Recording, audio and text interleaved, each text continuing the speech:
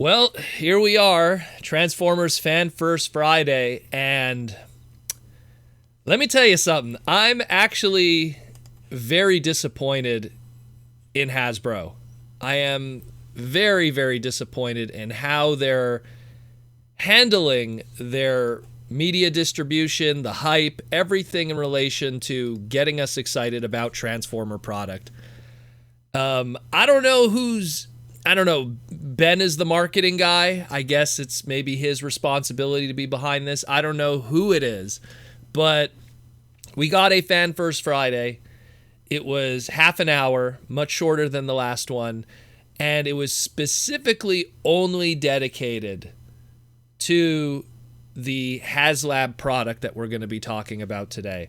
Considering how much Transformer product we're learning about through underhanded means, these guys really got to step up their game. But I'm going to get into that at the end of this segment. Let's talk about HasLab Victory Saber, aka Star Saber, that they revealed to us today. Again, no big surprise. We knew it was coming. The speculation was there. But I will say this. A few unexpected things about it. Number one, slightly cheaper than I thought it was going to be, $179.99, so $180. But also, that being said, a lot smaller than I thought he was going to be. Maybe this is just me kind of spoiled on the fact that both the original Star Saber toy and the Masterpiece were humongous figures. Star Saber looks like a leader class at best, you know, and Victory Leo looks like maybe a large Voyager. So, you know, you combine those two together and you got maybe something that's a commander class for $179.99. I don't know.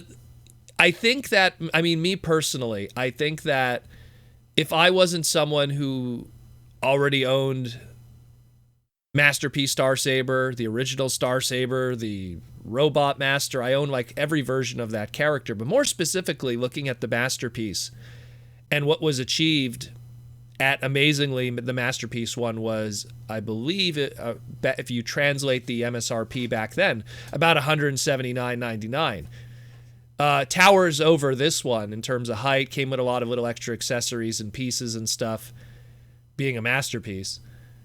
And, you know, now we fast forward, it's been quite a few years since that Masterpiece release, but now we have this one here. They need 11,000 backers in order to make it happen.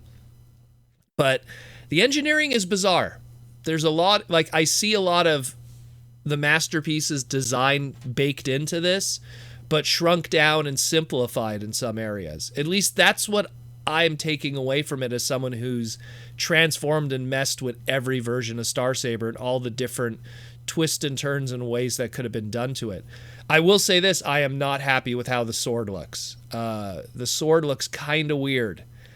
Star Saber always had a gimmick where he stored his sword blade in his back, and you had a gimmick with both the Masterpiece and the actual original toy where you could clip it in properly into the front of the jet, and it looked really flush like an actual sword.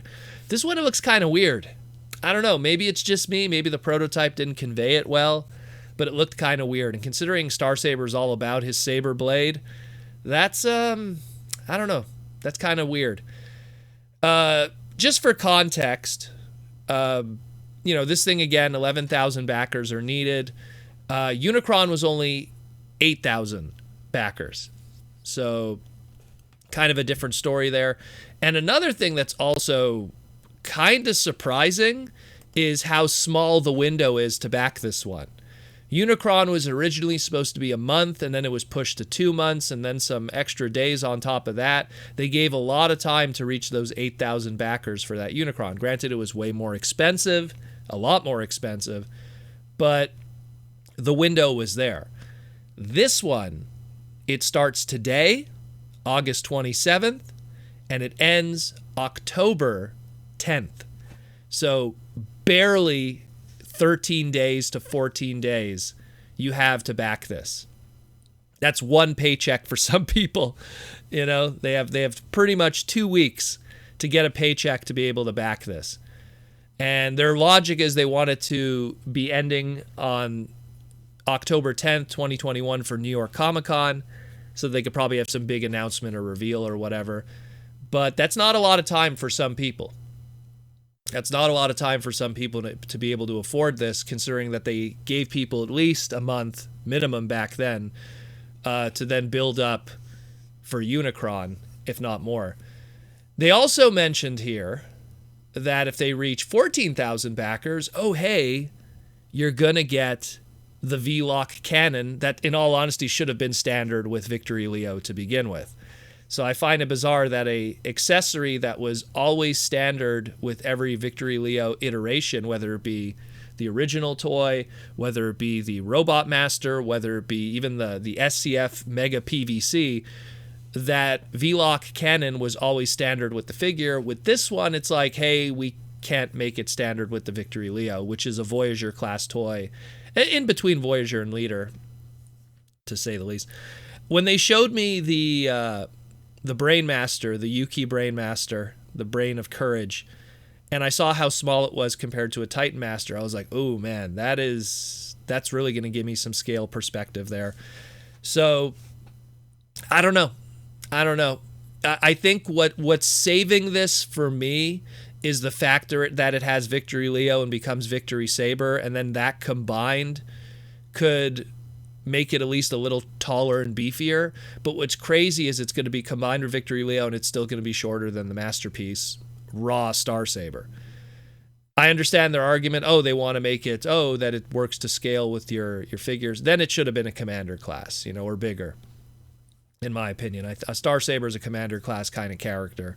He's not a small leader class, and he really looks like a stumpy leader class. Some of the photos that, or even Evan, the way he was holding it in his hand, I was going like, oh my God, that's kind of a stumpy Star Saber. I don't know, it's coming off negative coming from me. I'll be honest with you, because the HasLab products, again, I loved the Unicron. That was a big figure. This one feels like it could be a retail product. They just somehow figured out a way to make a leader class cost you $179.99 with a Voyager. So I don't know. This might be a weird one for them, combined with the small window for purchase. This might I don't know. This might work. This might not work. This is very bizarre. Very, very bizarre. And considering it was the only thing they covered today, too, in that little half-hour block, I don't know, man. I do not know. That's very weird. I'm going to kind of mill on this. I mean, I'm probably still going to get it in the end because I love the character, and it's not a big deal for me. But I do feel that for a lot of fans that might be on the fence, this is going to be a very weird one. And if you already own the Masterpiece, and then the third-party Victory Leo that made it even larger and everything, I don't really see why you would need this character then. Because if you're not someone who's obsessed with the character like I am, I feel like it's something that's skippable in a lot of ways, as sad as that sounds.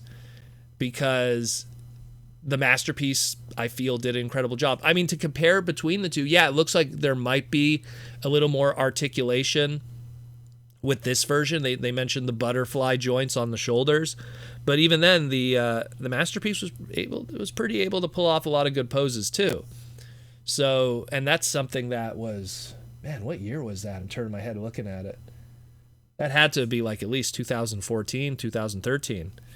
And I mean, I got it for $179.99 from Big Bad Toy Store, I think it was, back in the day. So I do not know. I do not know how to really feel about this. Again, it looks weird.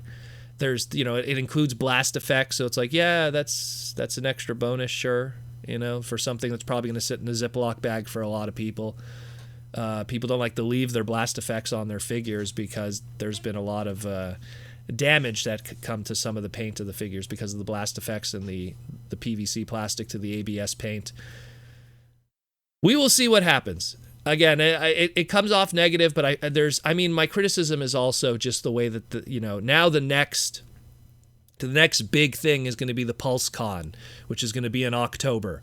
So literally between now and October, unless they do some other Fan First Friday, we're kind of in a situation now that's all Hasbro is going to publicly talk about with us. What about the rest of Kingdom? What about all this stuff that's leaking out, which is probably going to be my next segment, because I held out talking about the Galvatron, hoping that, hey, maybe they're going to do an announcement. Maybe it's going to be one of the Generation Select stuff that'll go up live on the store on top of that.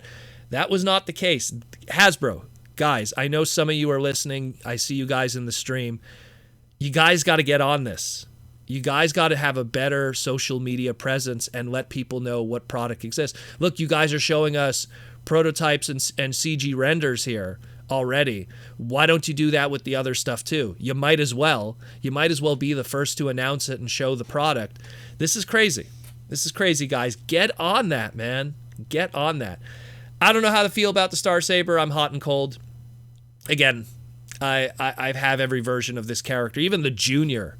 You know what? I'm going to do a little crazy photo shoot or something for Instagram. I don't know, just to like show some comparisons or something, just to give people context of size. I mean, and you know what kills me? They were using the Hound figure to show for size comparison. Hound is one of the smallest of the deluxes from Siege, which is crazy. So it really doesn't do it justice because Hound's tiny and he didn't look too small next to those figures.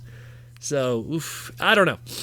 Let me know what you think. Let me know what you think. Maybe I'm being too harsh on this. Maybe it's just because I kind of have higher expectations from Hasbro when it comes to this kind of product, especially when it's supposed to be a collector-based product with a backer system that's supposed to be a little more pricey, and how well-engineered Unicron was in a lot of ways. I think I just expected more. They've already treaded the Star Saber, engineering in the past. I thought they could have perfected it more instead of kind of regress a little bit, considering that it really is in the same price point in a lot of ways. Again, I'm kind of ignoring the Victory Leo being an add-on, DLC piece, but I don't know. I'm just, the fact that they need $14,000 just to get a cannon when that was standard with Victory Leo forever. There's a lot of weird stuff going on here. Hasbro, come on, man. Come on. Come on, guys. Come on. Come on. Anyways, let me know what you think. I've talked enough about this. Hopefully we'll get some more information in the near future, and maybe by New York Comic Con we'll have some better news to report about it.